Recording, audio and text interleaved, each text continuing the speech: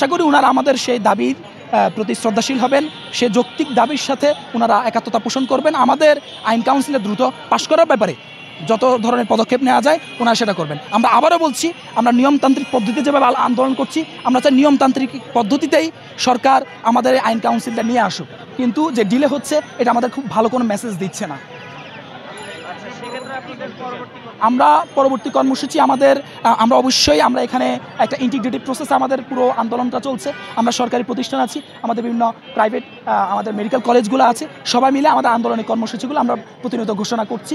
তবে আমরা এতটুকু আপনাদের আশ্বস্ত করতে পারি, আমরা ক্রমেই আরও অনেক কঠোর কর্মসূচি দেব, যে কর্মসূচিগুলো হয়তোবা আমরা নিজেরাই চাই না।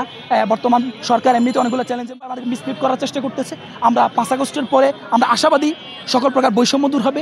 আমাদের সাথে বিগত 35 বছর ধরে যে বৈষম্য হয়েছে সেই বৈষম্য দূর হবে। আর সেই বৈষম্যের দূর করার প্রসেসটাও আমরা চাই নিয়মতান্ত্রিক পদ্ধতিই হোক। সরকারের প্রতি আমরা এমন কোনো প্রেশার তৈরি করতে চাই না যেটা সরকারের নিয়মিত কার্যক্রমে বাধা তৈরি হতে পারে। আমরা কেবল ইনসাফপূর্ণ আমাদের যে দাবি, সে দাবির বাস্তবায়ন চাই।